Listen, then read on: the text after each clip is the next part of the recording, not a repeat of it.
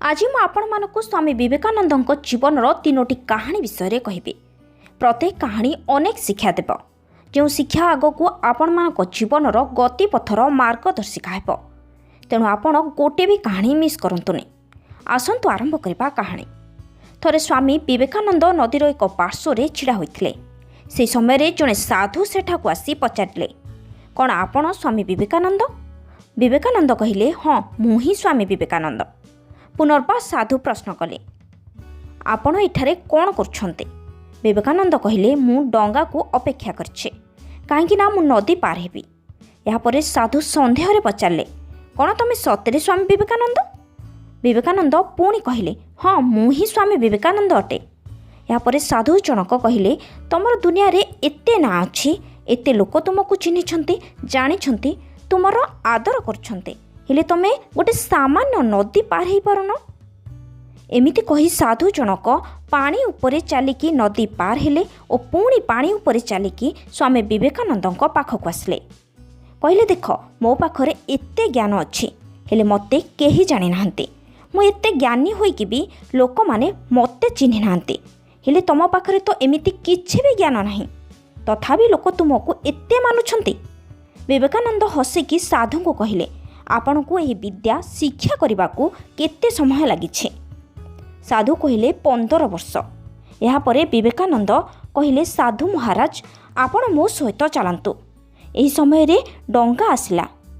दुई जन डंगारे बसिकी नदीर सेपारिके गले। डंगार ओह्लाइबा परे विवेकानंद 1 टंका बाहर कले।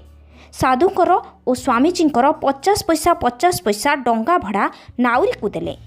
यापर स्वामीजी साधु को कहले, जो काम 50 पैसा हो पारिबो सेही काम पाई जीवन 15 वर्ष आपण बर्बाद करदेले। एही समय आपण समाज भल काम पाई और मंगल पाई नियोजित करि पारथांते। एहा द्वारा आपणकर मध्य नाम होइथांता, आपणको मध्य लोक जानि थांते। मु एहा ही करिछि, एथि पाई लोक मते स्वामीजी कहउछन्ते। आमे कहानी रु कोन सिखले? आमे भी आमर बहुत समय एमिति जिनिस रे बर्बाद करुछे जहाँ आम मानक पाई आदौ जरूरी नुहे, आमर लक्ष्य स्थल रे पहुँचबा पाई। एहा द्वारा आमर कोनोसी लाभ हेउनी। एथिपाई तो आमे माने सफलता पाई पारुने, जहार स्वप्न आमे देखुछे।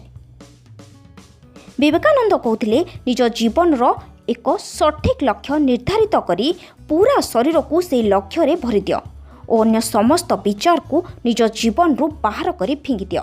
यह ही सफलतार राज। गोटे दिन सकाळु एक युवक स्वामी विवेकानंद आश्रम को आसले। से चेहरा रु ही बड़ दुखी जना पड़थिले। आसु आसु आश्रम को कांदिबा को लागले। स्वामी विवेकानंद को निजर दुख असुविधार कहानी जणाइले। युवक जनक कहिले कि स्वामीजी मु भल पाठ पढ़ी लिखि जानिछे, दिन सारा परिश्रम भी करुछे, कौनसी काम रे किछि भी कमी छाड़ुनी। इते सब करबा परे भी मते सफलता मिल पारनी। एबे आपण कहंतु मु कोन करिबी? विवेकानंद युवकर असुविधा को बुझिगले। विवेकानंदଙ୍କ पाखरे गोटे बुला कुकुर रहितला। विवेकानंद युवक को कहिले, तुमे गोटे काम कर, ए कुकुर को बुले कि आण, मु सेही समय भितरे तुम समस्यार समाधान खोजुछे। युवक कुकुर को नहीं चली गले। अध घंटा परे कुकुर को नहीं आश्रम को फेरिले। विवेकानंद देखिले कुकुर जोरे जोरे निश्वास नेउछे, अर्थात कुकुरटी हालिया हो जाइछे। किंतु युवक जनक पूरा नॉर्मल थिले। यह देखि विवेकानंद पचारिले, कुकुर एते जोरे जोरे धई सई काई होछे? युवक जनक कहिले, मु तो सीधा रास्ता रे चलुथली, हेले ई कुकुर जेउठिकी पारिला से जाका को चलिला। गलीर कुकुर मानक सहित लड़ुथिला। एथिपाई एते थकी जाइछे आउ एते जोरे जोरे निश्वास नेउछे। विवेकानंद हसिकी कहिले, यही तुम प्रश्नर उत्तर। तुमे तुमर लक्ष्य स्थल को छाड़ी लोकंक पछरे दौड़ुछ। लोक माने जहा करूछंती सेया करबा को चेष्टा करूछ। सेथिपाई तुमे तुमर निजर लक्ष्य स्थल रे पहुँची पारन। समस्त युवपीढ़ी आजिकाली ई समस्या को सामना करुछंते।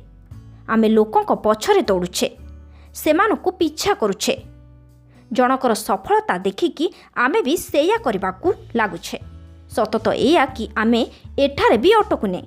किछि दिन परे पुणी थरे सेही कथा रिपीट करुछे, अन्य काहाकू सफलता पाइबार देखला परे। या भितरे निजर थिबा टैलेंट को केबे चिन्हि पारुने कि जानि भी पारुने।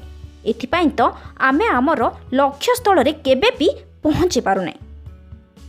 निजर लक्ष्य स्थल स्थिर कर निजर टैलेंट देखिकी, अन्यर सफलता देखिकी नुहे। थरे स्वामी विवेकानंद अमेरिका जाइथिले। सकाळ समय परिभ्रमण करने विवेकानंद बाहर को बाहरिले। भ्रमण करी स्वामीजी एक नदी पाखरे पहुँचले। नदी पाखरे किछि पिला थिले। पिला माने नदी रे भासुथिबा किछि अंडार खोल को बंदूक रे निशाना लगाउथिले, हेले काहर भी सठिक निशाना लागु नथिला। एहाको देखि स्वामी विवेकानंद सेमानक पाखकु गले। सेमानक ठारू बंदूक नेकी निजे लक्ष्य भेद करबाकू चेष्टा कले। पिला माने देखुथिले कि विवेकानंद एहा करिपारुछन्ते कि नाही। विवेकानंद प्रथम निशाना लगाइले, ताहा पूरा सठिक लक्ष्य स्थल रे भेद कला। एमिति विवेकानंद 12 थर निशाना लगाइले। प्रत्येक थर तांकर सठिक लक्ष्य भेद हैला। एसबु देखि पिला माने चिंता करबाकू लागले। सेमाने विवेकानंद को पचारिले, आपण तो जने सन्यासी अटंती, तथापि केमिति आपणकर प्रत्येक निशाना एकदम सठिक लागला। विवेकानंद हसिक टिके जवाब देले, पिला माने किछि भी काम रे सफलता सेतेबेले मिलिबो जेतेबेले आमे सेही काम को पूरा ध्यान रे करिबा बा लक्ष्य रे करिबा। जदि तुमर पूरा ध्यान निजर लक्ष्य उपरे लगाइबो तेबे कोनोसी भी लक्ष्य असंभव नुहे। एभली घटना आममानक सहित भी हेउछे। आमे गोटिए टाइम रे अनेक काम करुछे, फलस्वरूप गोटिए भी काम सठिक रे करि पारने। काहेकि ना कोनोसी भी लक्ष्य आमे सेतेबेले हासिल करि पारिबा जेतेबेले आमे आमर 100% बा 100% सेथिरे देबा। पूरा फोकस पढ़ाइबार एकमात्र रास्ता हेउछि ध्यान। स्वामी विवेकानंदଙ୍କ जीवनर किछि कहानी विषय रे आपण माने शुणिले जानिपारे कि विवेकानंद ध्यान को केते गुरुत्व देउथिले। काहेकि ना एहा ही एकमात्र गोटिए कार्य जहाँ आपण मानक बुद्धि को तीव्र करे और आपण मानकर चिंताधारा को बढ़ाए। विवेकानंद एते सारा जिनिस को मन रखि पारुथिले, एते भल चिंता मध्य करि पारुथिले। यार एकमात्र कारण थिला विवेकानंदଙ୍କର फोकस। आउ ए फोकस दम रे नरेंद्र दत्त नामक जड़े मनीष को दुनिया स्वामी विवेकानंद नाम रे जानिछे।